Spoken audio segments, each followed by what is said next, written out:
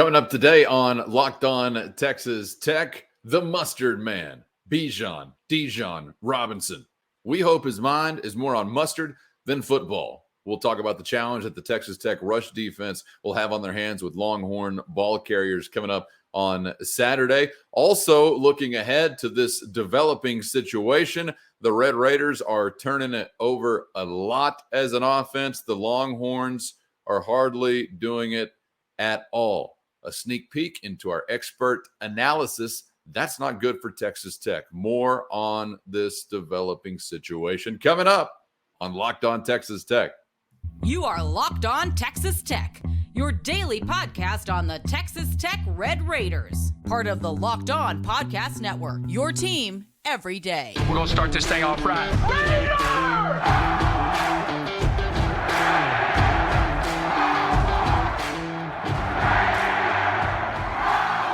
Glad to have you along for the ride once again on Locked On Texas Tech, your team every day on the Locked On Podcast Network with the only Chris Level. I'm Casey Cowan, and today's episode brought to you by BetOnline. BetOnline has got you covered all season with more props, odds, and lines than ever before. BetOnline, you know what it is. It's where the game starts.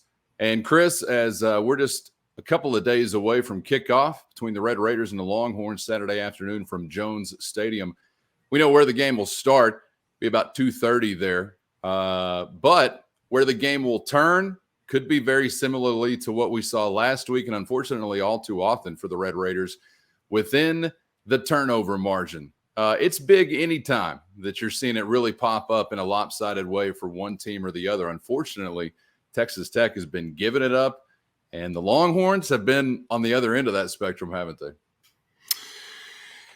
Yeah, what was that, a song by the KC and the Sunshine Band way back in the day? Give it up. Yeah, but that's the football is not what you're wanting to give up. Were they talking football? Takeaways? No. Oh, I don't think so. Revisit the lyrics to that. Yeah, that's right. That's right.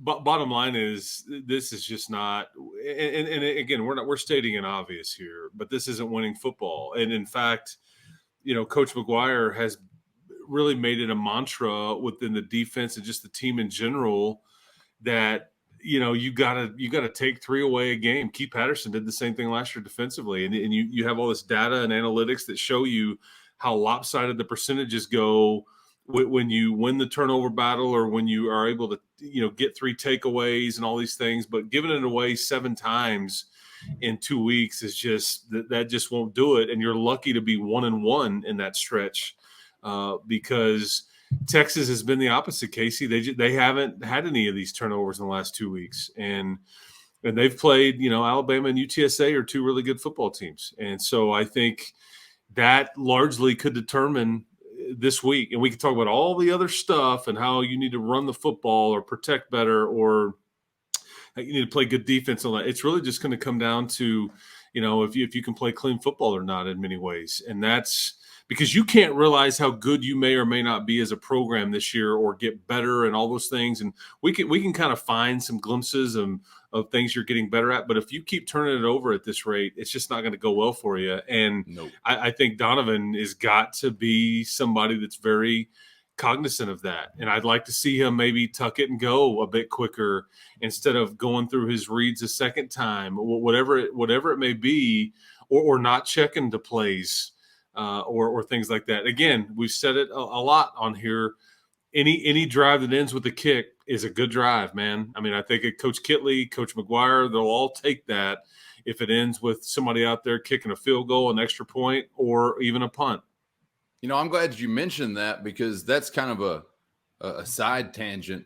Has anybody considered what hurt feelings for Austin McNamara has done to our punter? Because ever since the video and the joke at his expense about only his mama and the other team wanting to see him on the field, we've seen some yeesh every once in a while off of the foot. But that may be a conversation for another show.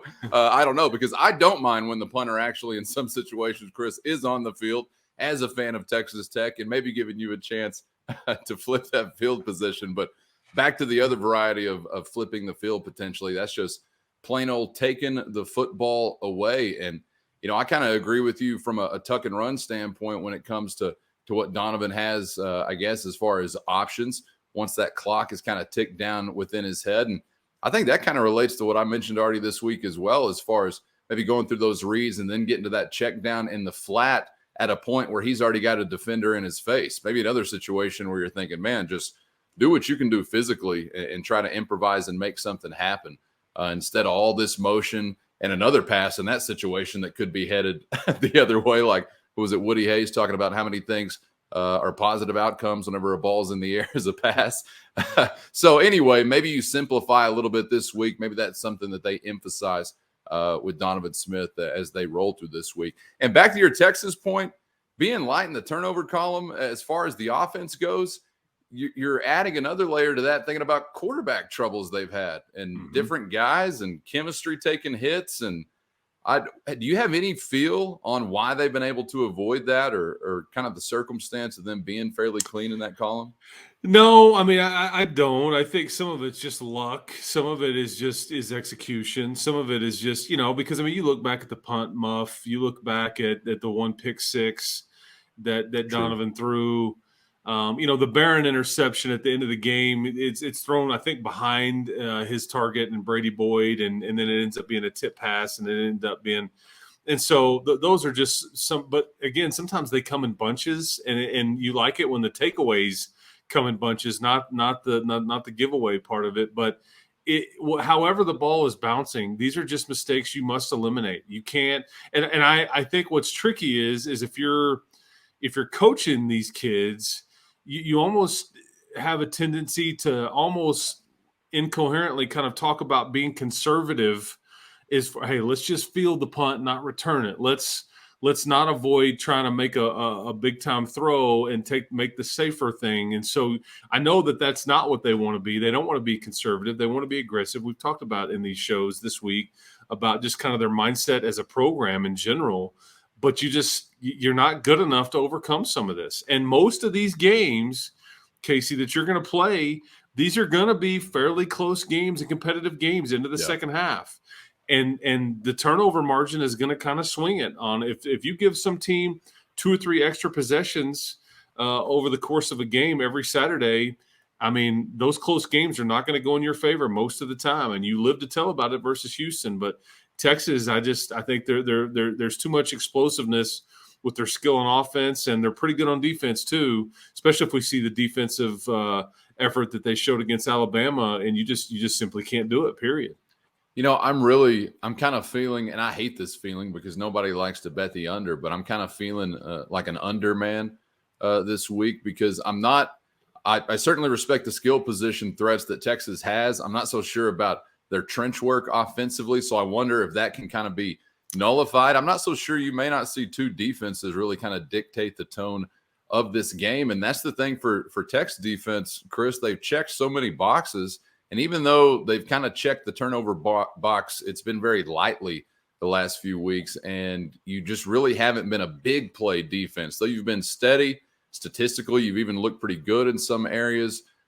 Needing some of those big plays to help kind of widen that margin and your ability to be in a winning position late in the third or in the fourth quarter. And I don't really know how you go about doing that, as a coach or as a player trying to really become ball hawks, because it kind of seems like, some guys just have that knack. Zach McPherson's probably the most recent I can think of where you just think, man, I don't know how he does it. I know hustle and effort is about 90% of it. I guess I should say that.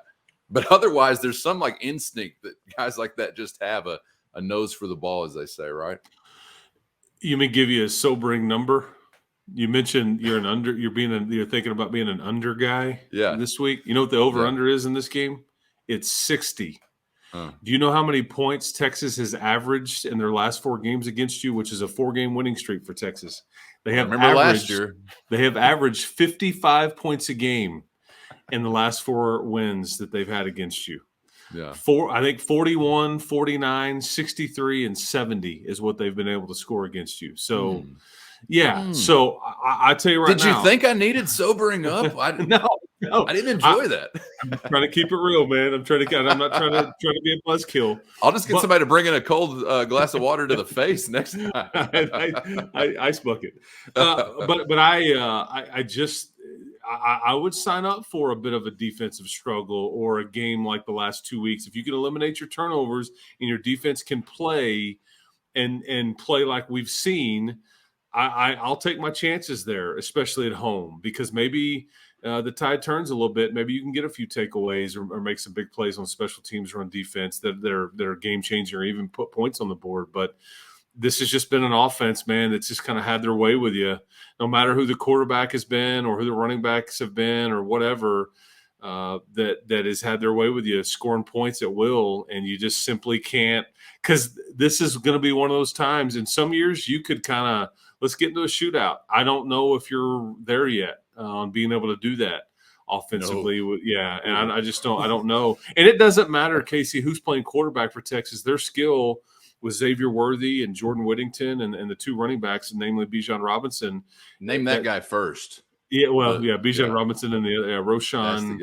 I'm trying to remember his last name. But anyway, they have as good a skill from a running back and receiver standpoint as anybody in the conference that you're going to see, bottom line. So that's the scary part, especially when you factor in the recent past, because last year was very uncomfortable in Austin, is that you just felt like you had no answers at all defensively, and you just can't.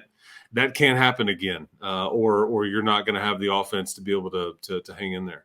Man, and there's really nothing rolling into this week that offensively would give you any confidence that you're like figuring something out or trending in some right directions. As I said on Monday's episode of Locked On Texas Tech, it felt like you were so disjointed and failing on a variety of levels. So a lot to figure out, and maybe some things will click. And I can't believe I'd even imagine that points are hard to come by for a team that does employ the services. And yeah, I said it, NCAA, employ the services of the mustard man, Bijan Robinson, because that dude is as good individually as of a ball carrier to come to the Big 12 in a long time, in my opinion, Chris. And we'll spend a little bit more time talking Robinson and Texas ball carriers before we are done here today, and some interesting personnel conversations otherwise for the Longhorns, as the name Ewers is in the air out there for some reason this week. We'll parse some of that and get to, coming up dead ahead, some fairly significant news if you're a college football fan from the NCAA as it pertains to your fall schedule. We will get to that coming up next on Locked On Texas Tech. But first, hey you, are you feeling like you just can't get in shape these days? I mean, round is a shape, but maybe that's not the shape you want. It's not your fault. As men age, our body naturally loses free testosterone, and we're left with only like imprisoned testosterone of some kind. It's not the best, Chris, but it happens to every man, and it can make it more difficult to stay in shape or be energetic and active like you used to be. You ain't as good as you once was. Nugenix Total T is here to solve that, though. It contains man-boosting key ingredients like testofen. I love a little testofen with every meal, buddy. It's been validated in 5 clinical studies. Most of these rackets go for 4 clinical studies, not Nugenix Total T. 5 of them. Read it and weep. Doug Flutie, Frank Thomas. It's shown to boost free testosterone levels in men. So why wouldn't you want that? Nugenix Total T, the #1 selling testosterone booster at GNC. Chris, they're saying here on what I'm looking at, if you're sick of your dad bod, that this is for you. But I know a lot of guys that take pride in the dad bod, so I don't want to step on any toes, really. Absolutely. I mean, I'm rocking with this, man. Is kale involved in this product? I believe this is kale free. Okay. They'll allow me to consult headquarters before I confirm that, because they throw kale in everything that's good for you, man, and it tastes like a shoe. But it doesn't have to. But right, that's exactly right. So yeah, Nugenix, man, check it out. Here we go. Go on and get a complimentary bottle of Nugenix Total T when you text college. That's college, COLLEGE, to 231. That's 231-231. Text now, get a bottle of Nugenix Thermo, their most powerful fat incinerator ever, with key ingredients to help you get back into shape fast, absolutely for free. For free. Text college to 231-231. Text college to 231-231.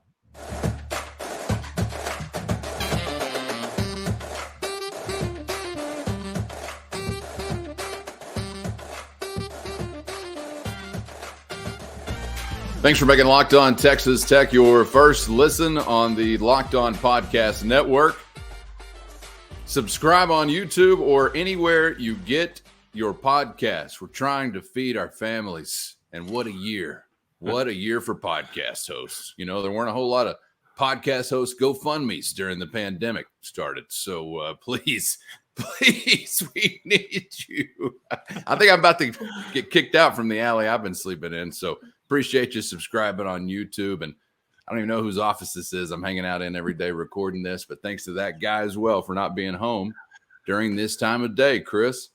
We want to step away for a moment from action between the lines that'll happen Saturday at Jones Stadium. But we'll get back to it. I mentioned the name Bijan Robinson. About as good of a ball carrier as Tech will see this season. But as Chris alluded to during our pre-show conversation, maybe the two best that they will see this season in back-to-back weeks.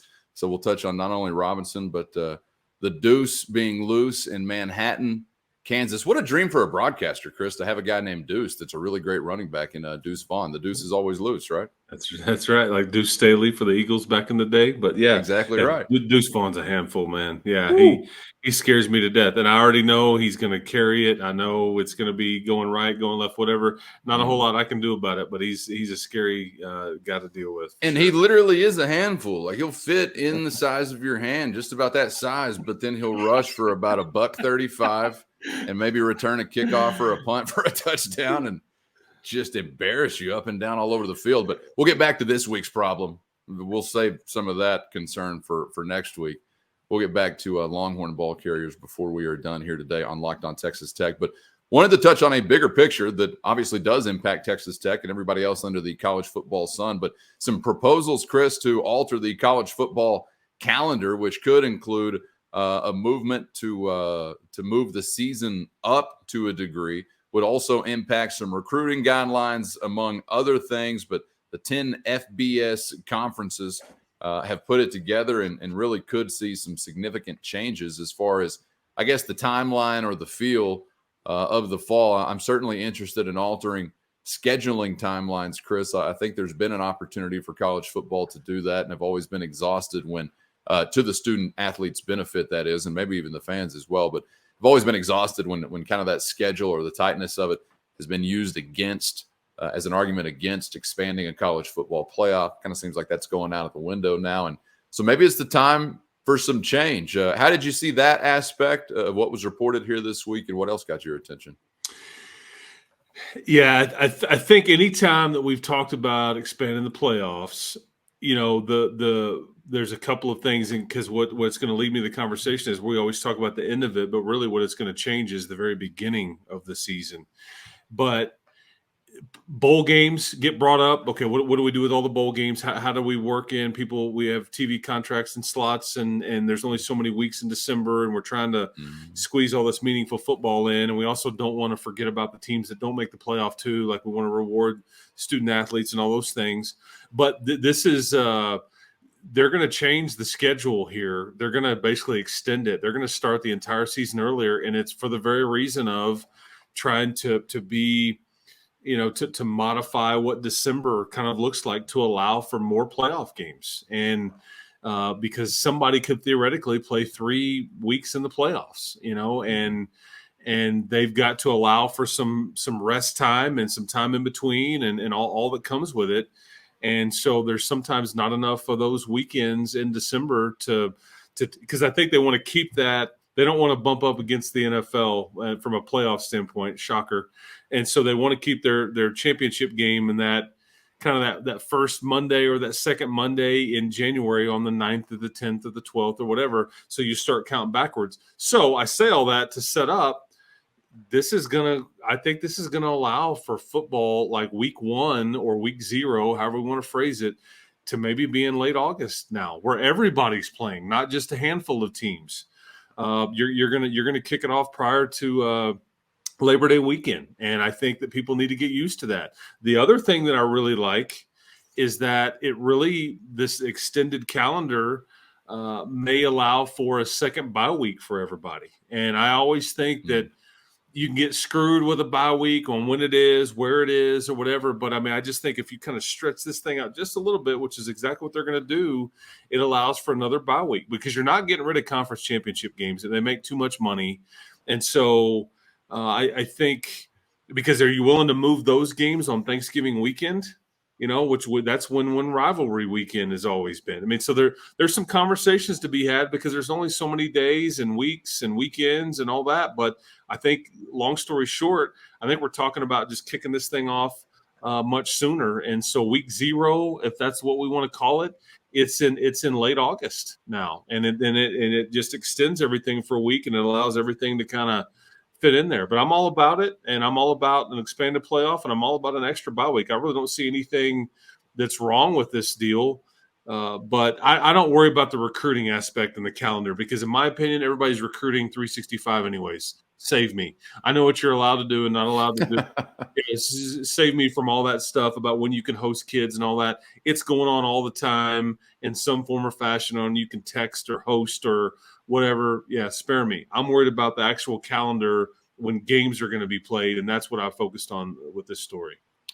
Interesting. First off, get the freaking national championship off a Monday night. Nobody needs anything on Monday night. I don't care about the NFL. I don't even care if it was Thursday. Little Friday night would be fine. Big Friday, Saturday night, Saturday. I don't care. Get it off of Monday night while we've got the chance to budget, Chris. I hate that Tuesday morning after the national championship game. And by the way, Super Bowl, maybe think about a Saturday night.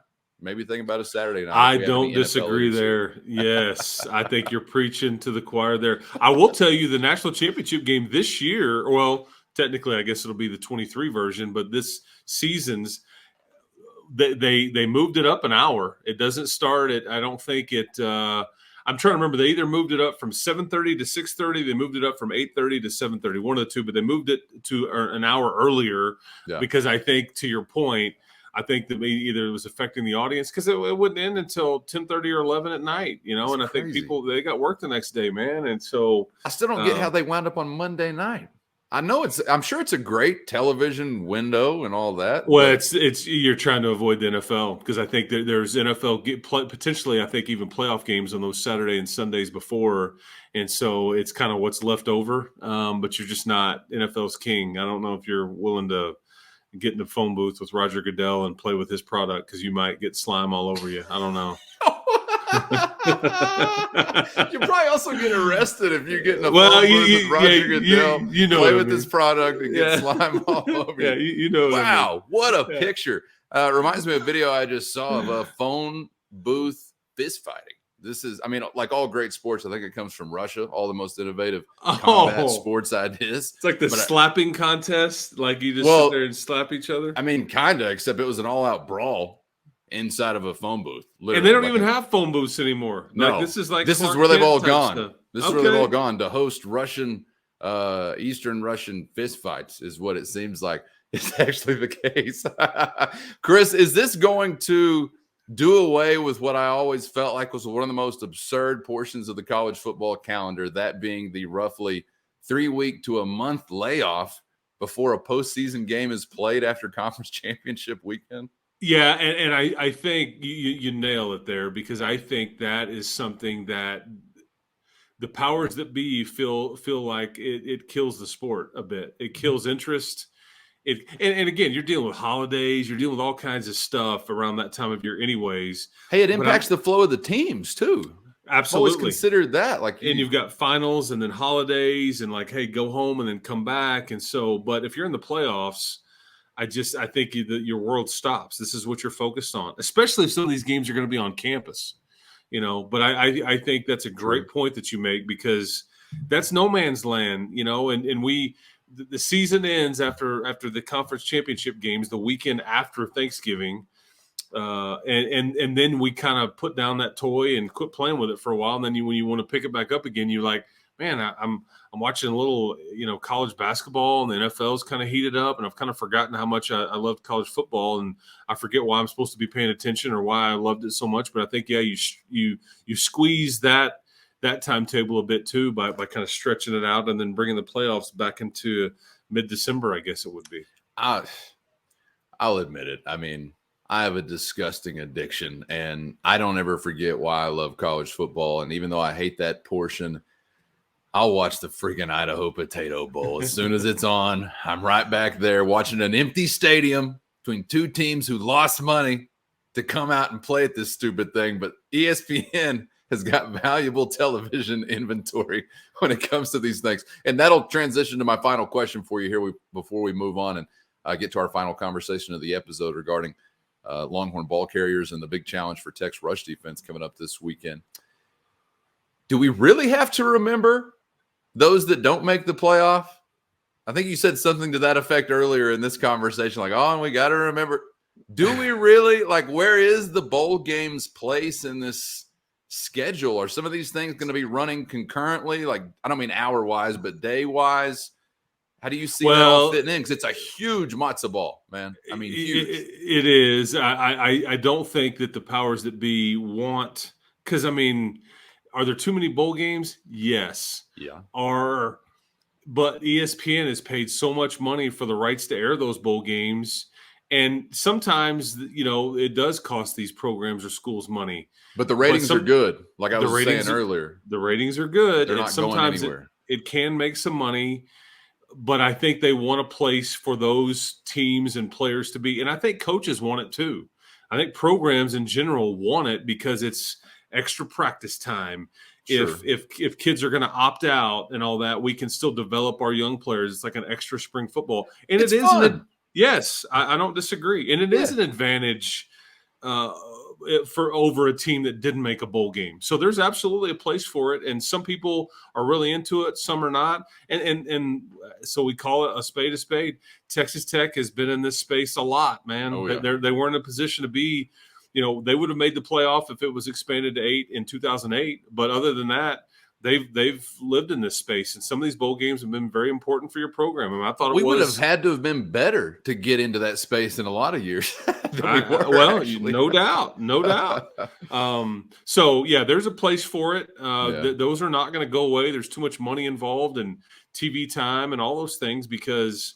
Yeah, there's a lot of windows on a Tuesday and a Wednesday and a Thursday and then a Saturday afternoon and all that the NFL's not taking up that college football belongs. And, I mean, I love me some day sports, man. You're sitting there on December the 28th at like 2 o'clock in the afternoon. And you're like, heck yeah, I'm going to watch the 100%. insert bowl game here. So. Which is actually the title of a bowl game. You think Chris is making a joke.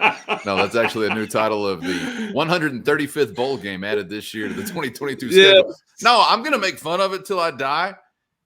But I'll be there on the couch watching empty stadiums with two teams that, like, again, it costs them money to bring a band out there. That's what I really wish. If we're going to continue to do this bloated thing, and I'm cool with it, whatever, it's just fun to do it if you're good enough, like 6-6 or 5-7, I guess, to do it. We've got to make this more tenable for the participants. I don't know if you need to be more regionalized as far as bowl selection or what needs to happen just simply for a university to not be out of hand and a foot to bring the friggin' marching band and your football contingency or whatever to this stupid game so these bowl executives can continue to have a country club membership. We've got to sort this. Something is imbalanced here within that equation. And this really covers, Chris, like 90% of bowl games. I mean, the vast majority are that type of exercise for the university. I don't like that part of it. I'll watch them all on TV, but I think it could be improved dramatically. You mentioned regional. I don't know how you fix it because certain conferences have certain bowl tie-ins, but it really comes down to if schools could sell their ticket allotment, then there is no hickey that they're taking. However, a lot of times it's like, man, we got other stuff going. I'm not going to make a trip out to San Diego at the drop of a hat when I only had a couple of 3 weeks notice. I mean, some people will. You're always going to have fans that go to these bowl games, but Hey, here's the deal. Here's the deal. The worse the team, the closer you need to stay to home. If Tech is 9-3 and going to San Diego, more people are showing up. That's just a fact of life. Or Jacksonville or wherever.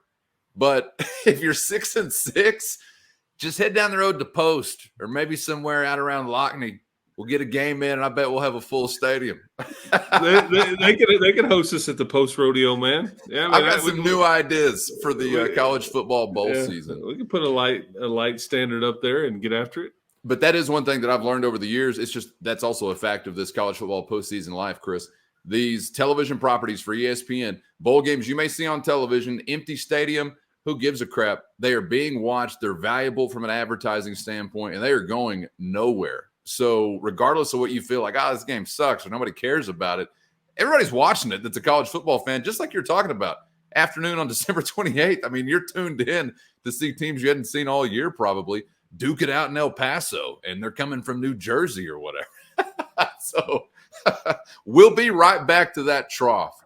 I don't know how you improve it, but like all things, I guess under the college football sun, it can be improved upon. We'll circle back to when these things are actually in practice to see some of the impacts there. And coming up ahead, I do want to get back to Longhorns and Red Raiders because as Chris has alluded to this week, you've got skill position problems, no doubt about it when you're talking about that Longhorn offense. But I think first and foremost, you got to be talking about those guys that are in the backfield and taking some of the handoffs from whoever the Texas quarterback is going to be, but primarily a guy we're really familiar with because I love Mustard, the Mustard Man, Bijan Robinson. We will get to Texas and Tech from a rushing perspective coming up dead ahead on Locked On Texas Tech. But first, our friends at BetOnline got you covered inside the lines, but also outside the lines. And Chris, as everybody's gearing up for another slate of college football games this weekend, if you want the odds and angles on all the action, you need to be online already with our friends at BetOnline. But one thing that I know has gotten a lot of attention this week because, well, there have been some heads roll already, obviously, this college football season. Has been some odds on favorites, maybe to be in the unemployment line sooner rather than later. What do you got here today?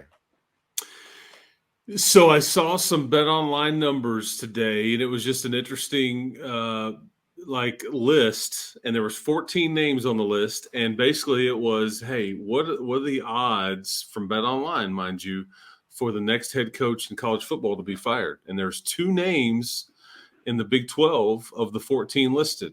You wanna take a guess before I give them to you? 2 names in the Big 12 of the 14 listed. Could Chris Kleiman possibly be one? No, he was not. Yeah, they're not firing. Good job, K-State fans. Don't reach on that. Don't reach on that.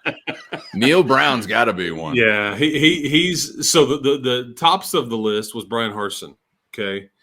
And I think, at Auburn, but the tops in the Big 12, it was definitely Neil Brown. But I also thought it was interesting. And, Colorado's guy's on there. Georgia Tech's guy is on there. I mean, some of these programs are just awful. But I thought it was interesting because your opponent this week, Steve Sarkisian, is on that list. I wondered. And I think he's feeling pretty good right now, actually.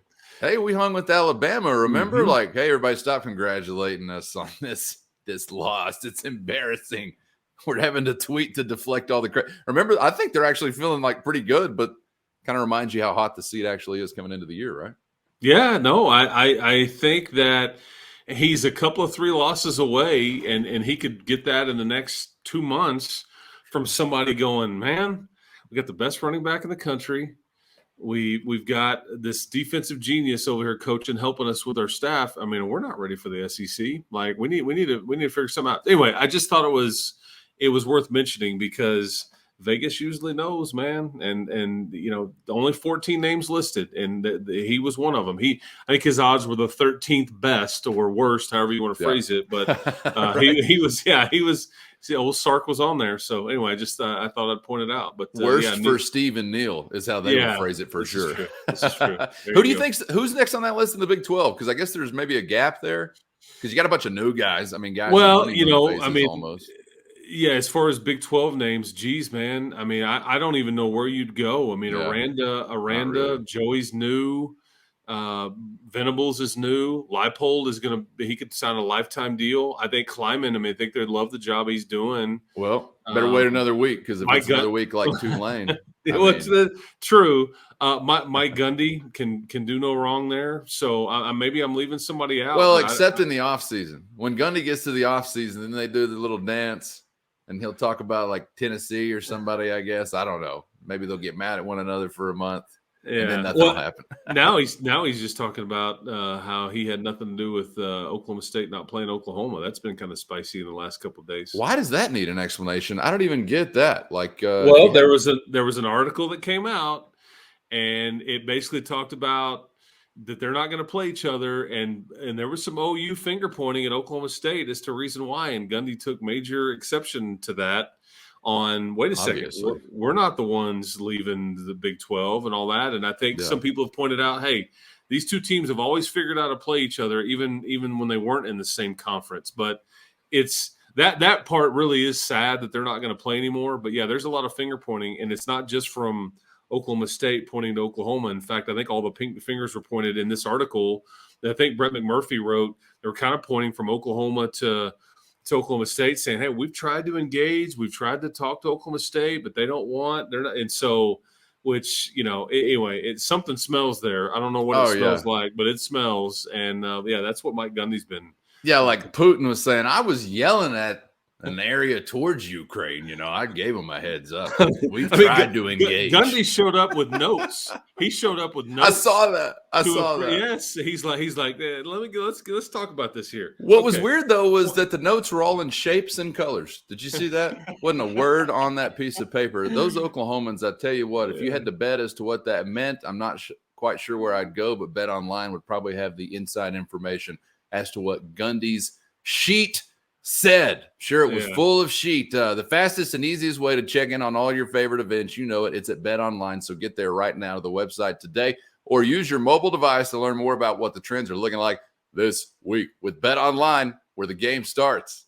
Chris, what I'm hearing around town is that if your tailgate is without Jay's salsa, you're getting caught with your pants down on game day. It's the Tech fans' tailgate staple, and another big one is coming up this weekend with Texas rolling into town. And they've got that beautiful red and black jar that is just nice to sport on the scene anywhere. I mean, I got a wedding coming up. I just put a jar of Jay's salsa in the background of some wedding shots the other day, just because I love that beautiful red and black jar. And is that going to destroy the marriage before it even begins? I don't know, but I'm going to be happy with the pictures. The theme is fantastic. Red and black, baby. Red and black attack.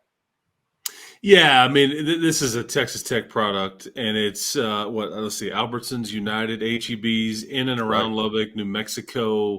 You can order it, jsalsacompany.com. But yeah, I know these people well. This is a great product. It's a Texas Tech product. That jar is red and black, man. Go get you some. Tailgate and till all these weeks in December that we've been talking about when they start switching up the schedule. But yeah, man, or in week 0 too. Tailgate, man. Pour just open the jar up and just pour it straight in. So just explore, man. Just experiment, and don't even wait for the tailgate. Why not bring it to the crib? Over 90 stores in Texas and New Mexico. So most United supermarkets, Market Streets, Albertsons supermarkets. And if you are blessed by God to be in Lubbock, Texas, or anywhere in the vicinity, you can get it at HEB right here in the LBK. They were even shipping some out to the left coast and the Carolinas. I've talked to the ownership here, man. Y'all are doing good out there. Keep buying it. There you go. Congrats, Carolina. And there's plenty more where that came from. They'll ship all over the U.S. at jsalsacompany.com, or again, look for that red and black jar on your grocery store aisle. Over 90 of them in Texas and New Mexico, United, Market Streets, Albertsons, and HEB in Lubbock, or right back there at jsalsacompany.com. It's Locked On Texas Tech, your team every day on the Locked On Podcast Network. I'm Casey Cowan with the only Chris Level. Thanks for joining us once again as we are getting closer to Red Raiders and Longhorns coming up Saturday afternoon from Jones Stadium. We know a big part of that equation a season ago for Texas, and more than likely they'll want it to be a big part of the equation once again this time around, was the ground game led by Bijan Robinson, who has made many mustard millions by this point in time, Chris, with one of the most no-brainer NIL deals I think we've seen anywhere, as he's a mustard salesman now. Hopefully that taken his mind off of football. I hope he's like a mustard fat cat by now. I was going to say, wasn't he driving like a Lambo? He driving some fancy car with some NIL deal. I've seen pictures of it, but it's some I couldn't fit in it, but it's something really fast and low to the ground. I know that. And if anything like says University of Texas football, etc., it's custom mustard in a luxury vehicle. Do you have Granny Grey Poupon? Remember those back in the day? I do. That's got Texas written all over it. So again, just another reason why it's an NIL no-brainer for this guy. I hope he doesn't hear this and get really upset. We're mocking his mustard millions because he can still be a really good football player whenever he is tuned in, right? And as we already mentioned, coming up the next 2 weeks, you may see the two best running backs you'll see all season. Yeah, and I think Texas Tech's challenge is to get Bijan Robinson running, east-west and try to get him going sideways, because he's really fast. He's really good. It's a problem. I think he's clearly got to be the focus, and it's scary as good as their wideouts are, especially if Hudson Card puts together a good game, if that's who in fact is the starter, and I expect him to be. But yeah, Bijan Robinson, he's an NFL guy, man. Bottom line. I mean, I don't know if he's going to be top of the first round NFL guy, but he's going to be one of the first running backs taken, period. And that may just be more of an indictment on that position as it relates to being drafted in the NFL, because the Cowboys screwed that up with Zeke Elliott and all that. But picking a guy too high and draft capital and all that stuff. But Chris, that was screwed up well before then. The Cowboys just didn't know about it until they screwed it up themselves many years later. Yeah, I mean, but so he's the focus. I mean, he's and part of me was kind of surprised that he came back this year, because I don't know, he probably could improve his draft stock, but there's only so much wear and tear on those tires that a running back can take, and the lifetime of their careers in the NFL is not too long, and to use up another year in college was somewhat surprising. But that's Texas Tech's problem right now. It's everybody in the Big 12's problem right now that he's back. And the offensive line, that's what else is interesting. I think the center and the two guards for Texas are not great. I think what most people will tell you, and people in Austin will tell you, that was a bit of a concern that they had, with their team in general this year, is are they good enough in the trenches, specifically on the offensive line? So that part is worth monitoring. But I'll just be interested to see kind of how that Tech defensive front, that front seven specifically, kind of how it handles Bijan Robinson, because he's a guy you could bottle him up, and then he can go 80. That's the scary part about a guy like that, is that you can really contain, and you feel like you're doing good, and then he's good enough to where he can go the distance anytime he touches it, and that's a scary player to go against.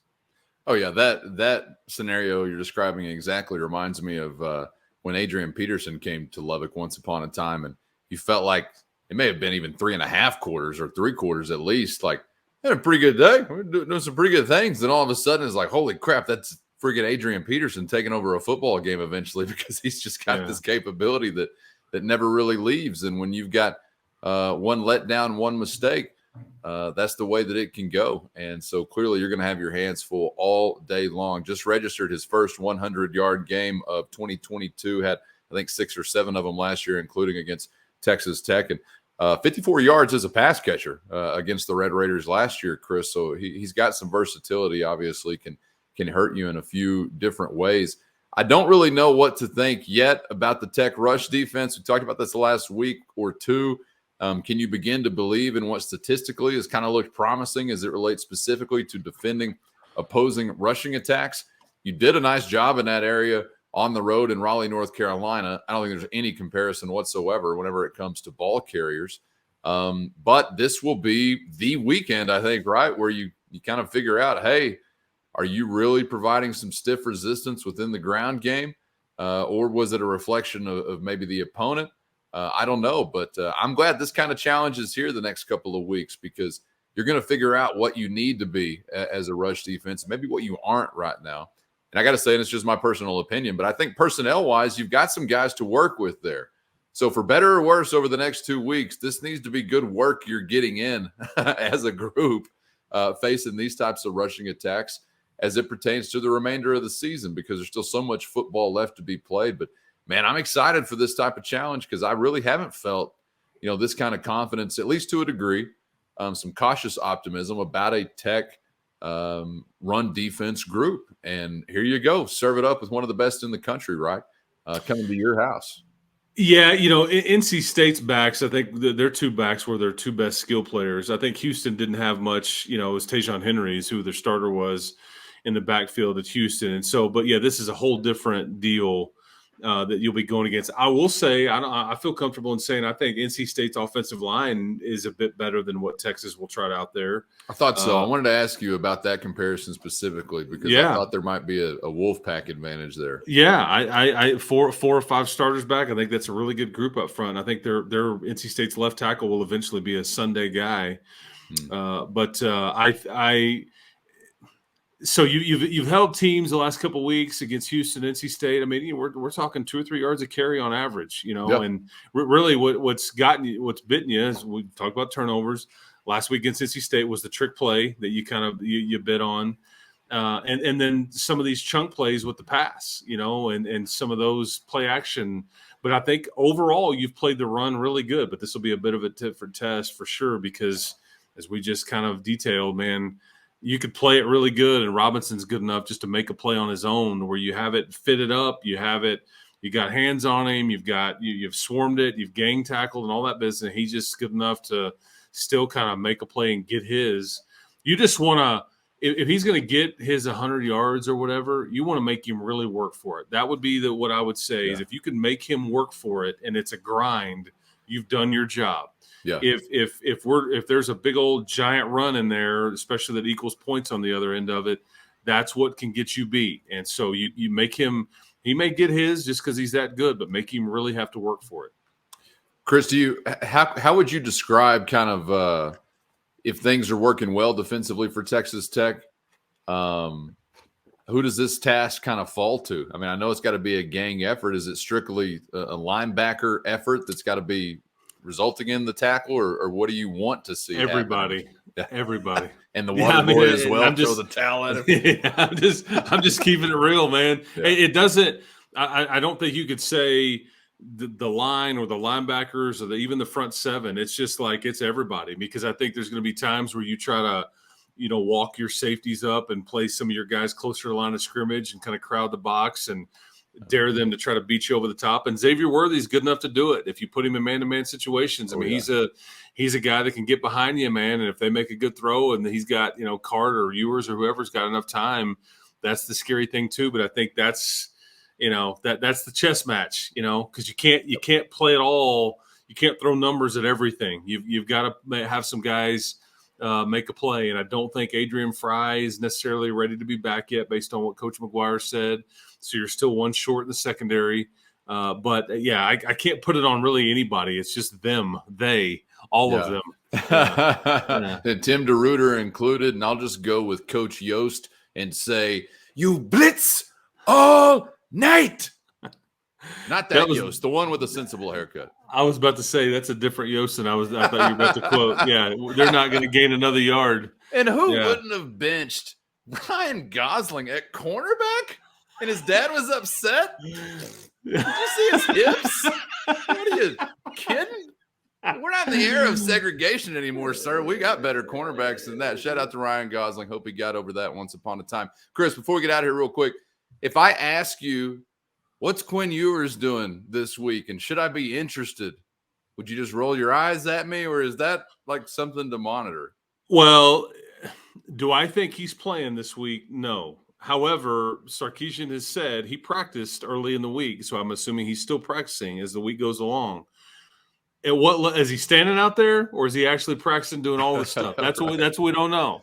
Right. But I know Sark had talked about that. His philosophy was, because he was asked the question, hey, okay, at what point in a week does he have to practice by? Does one of your players have to practice by before you will feel good enough about them playing? And he just felt like they really needed to practice all week. Well, I mean, according to what he said, that's what all of his quarterbacks were in fact practicing, because I just think he kind of went into, if they don't practice, until Tuesday or Wednesday or Thursday, whatever it may be, he goes, or if they just skip it and we try to play them, I just think the first thing they think of when they get in the game is whatever ailment they would have had, and they're not caught up into what they needed to know from a game or the scheme or what the game plan, what we're trying to do. They're more focused on, but they've been able to work through some of those ailments throughout the week and kind of get past that and think about what they needed to do. But am I expecting to see Quinn Ewers? No.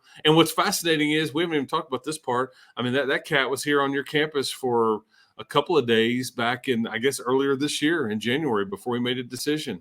Joey went hard after him. He's known his family and known of that situation, and they try to throw their hat in the ring. And I think that I would tell you fairly confidently that Texas Tech was second in that race. I mean, there was nobody that was either going to go here or go to Texas, but it just would have been fascinating how differently this situation would have been if you would have had that mullet running around Lubbock, Texas, as opposed to Austin.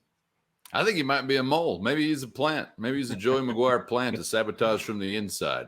That's the only thing that can make sense with a guy like that driving an Aston Martin around and trying to be a good teammate at the same time. Nothing else adds up. Chris, enjoyed the time once again here today, and appreciate, obviously, everybody out there watching us on YouTube or anywhere you get your podcast. Please subscribe if you have not yet.